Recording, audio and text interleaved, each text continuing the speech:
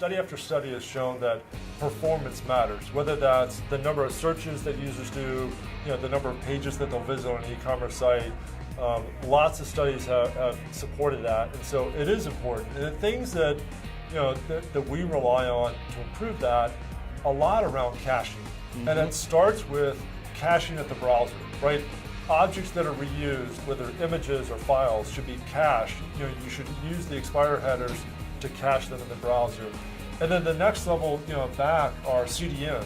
So make use of those CDNs. You have, the edge networks that are much, much closer to the users, and they take the load off of your server. So you're really starting to paint a picture of caching everywhere you possibly can. Absolutely. From the end user's browser and their system through the intermediate systems, back to, I would imagine you're going to talk about object caches in front of databases, system caches. Not only is it important from a performance perspective, but this also allows you to scale, right?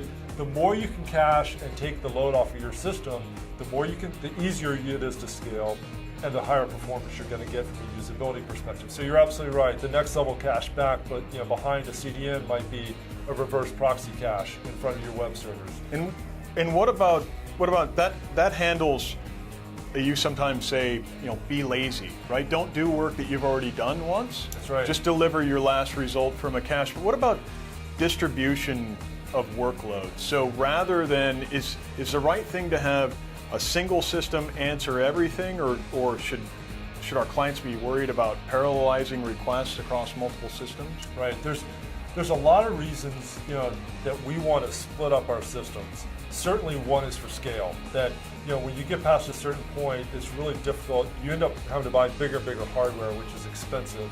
But it also gives you performance improvements when you can divide customer base into different co-location facilities, perhaps closer to the customers. And again, you get a scale benefit, but you also get a performance benefit if I've got an East and a West Coast data center and I can divide geographically my customers between those two. Right, you're talking about customers being closer to the systems that are ultimately responding. That's exactly right, because it gives us a performance increase and it also gives us that scale factor. But there's also an element of being able to split that workload. So rather than having one system answer a very large request, why not have 8 systems answer smaller requests in parallel? Yeah, you're right. We often do that within search. Use some sort of pattern like that where you can divide up your search request into, as you said, 8 different smaller requests, get the data back a lot faster, and then aggregate it to the user.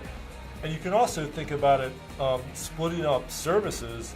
If you've got a search service and a browse service, their performance characteristics are different. A lot different. And so, in order to tweak, the servers that they run on, the database that they run on, you want to separate those. So Tune them to be specific to the request and make the most efficient resources for that specific. That's right. And whether that's buying a piece of physical hardware or tuning a virtual instance of that, to the right number of CPUs, to the right memory footprint, all that becomes important. And the more specific you can get that service down to, then the better you can tune it. Hi, I'm Mike Fisher. This is Marty Abbott, and we're 2 of the managing partners at AKF Partners. You can find out more about our services and our backgrounds at akfpartners.com.